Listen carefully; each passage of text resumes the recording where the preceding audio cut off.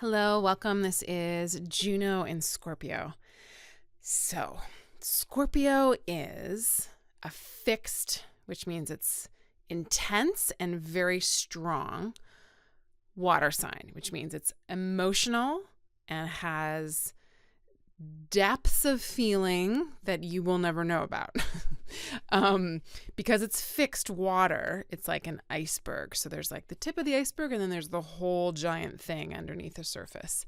And so Scorpio is like this deep, penetrating well of emotional energy that we might even never know the bottoms of. It's mysterious, it's compelling, it is magnetizing, Scorpio is a very intense sign. It's raw emotional energy. Its ability to cut to the truth and survive severe and life-challenging situations is phenomenal. In Scorpio, Juno needs to be able to dive into the depths of its own feelings with others. The commitment that Juno and Scorpio might need is the commitment to explore emotional states that aren't socially acceptable. So, rage, beauty, like all the extremes of things that we can't just like live out in public in polite day-to-day conversations. Scorpio needs a place to be able to experience the different states of being that are very just human. And if Juno is one of the significations of relationships, then there needs to be an ability for the relationship to hold that kind of depth. And there's this funny thing with Scorpio, like it can either go really deep or it can go really cold. It'll either like drop to the bottom of the ocean floor or stay like on the tip of the iceberg in a sense, because if it goes all the way down, it might completely kind of lose control. And Scorpio is a very controlling sign. It needs to control. It controls the elimination of the body. It rules the reproductive organs, the organs of elimination. And so there's this whole like psychology around control and release with Scorpio. Domination, submission, being possessive, being possessed, and the negotiation and the consciousness that we bring to all of those different realms of ourselves, because we all have that. So the difficulty with Juno and Scorpio is that it can need to dominate or control another, or the experience of being dominated or controlled by another destroys the ability to be intimate.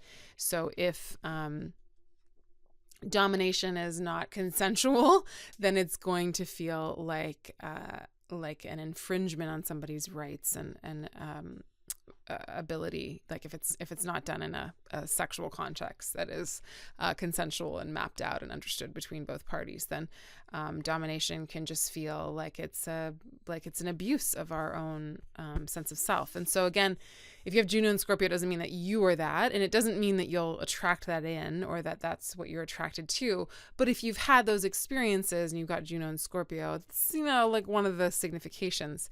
The other is it just needs that place of being able to transmute the intense feelings of life through a sexual partnership or through an intimate partnership that can, again, hold all of that. And it might be people that are really into sexual rituals or rituals that help us to utilize sexual energy for purposes of healing and enlightenment and moving through things that are intense and important.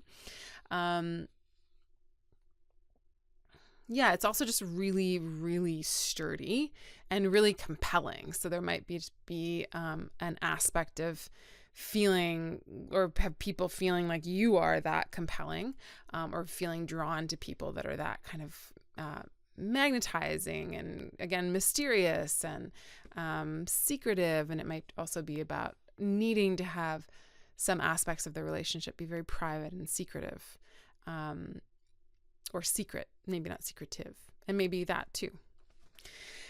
Okay, so Sylvia Rivera has Juno in Scorpio in the 7th house, very close to the descendant. So it's a very pronounced Juno.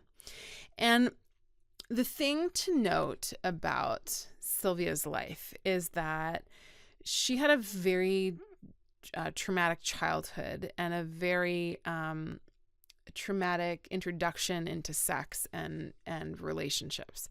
So her mother committed suicide and tried to poison her as well. She's got a whole situation here with Venus and Pluto in her fourth house of parents that's really gnarly. And then Mars and the moon is really intense too in terms of her physical safety. But so there's this very intense past that she comes from. So she survives her mother committing suicide, and she survives not being essentially killed by her mother poisoning her. She asked her to drink poisoned milk, and she didn't. She wouldn't drink it. So her mother drank her portion and committed suicide. And so then she goes and lives with her grandmother, and by about 10 years old, she is being frequently molested by a married man who lives down the block. And then it's around that 10, 11 years old where people are realizing that as she identified herself as gay at that point in her life. And so when she's 11 years old, she runs away to 42nd Street in New York City because she knew that that's where quote unquote gay people were hanging out. And then she's, sex trafficked at that time. She falls in love with somebody. She's engaging in survival sex trade work. But also she's, at that, it's like she's a child still, so she's being trafficked, but also she's doing sex work to survive for a lot of her life. And so she has a love in her life. She's got lots of relationships, but she later in her life, she is in a relationship with a trans woman. And I'm just trying to get her name here. Julia Murray. And they work to help other trans folks on the street get shelter and find a home and a place to be. So we can see the themes of Juno and Scorpio, the difficult themes of Juno and Scorpio kind of right off the bat. If Juno is the one who's betrayed and used by her husband, and Sylvia's a rape survivor and has survived many abusive relationships or just abusive interactions with people, mostly men. Then we can see that part of her way of being in relationship is the experience of this Juno archetype that she's living out from a young age, or that's being put on her. And then this really deep, beautiful, healing relationship that she has with her girlfriend Julia, and Julia helps her to get sober. And Sylvia says that this is a relationship that is one of great understanding. She says, this is a quote, "I feel that both of us being transgender, we understand what the other has gone through. We've always been with men, but the men that we have met in our lives haven't been able to give us the sensitivity that we share between ourselves." So it ends up being this, or doesn't end up, but it, at that time, or I'm not sure exactly how long the relationship lasted, but I think for a long time. But it's this, transformative healing relationship where she's able to meet somebody that's had the same, some of the same life experiences as her, and that intensity is met, and the care and the love and that those deep needs that Scorpio has are also met. Yeah, I'm just thinking if there's anything else I want to say about this. in so many ways. I mean, I know I talked about the Vesta connected to her son. If you watch that Vesta in Cancer video, or Vesta in the third house video. So she is like that priestess that holds that space for the community. And she's like a Cancer mama, and she's radical, and she's outspoken, and she's, loves in this really fierce way. And then to have the Juno placement right in her descendant in the 7th house in Scorpio is also, talks about how she's personally interacted with,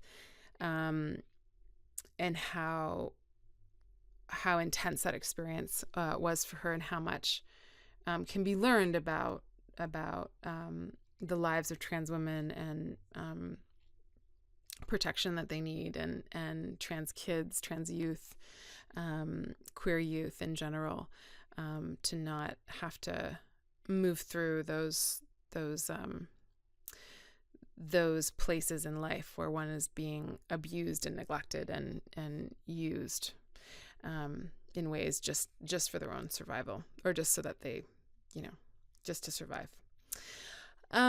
So, and then of course, Sylvia brings that intensity with her whenever she would speak, the truth, the way that she could kind of really just cut to the core of things with people, is phenomenal.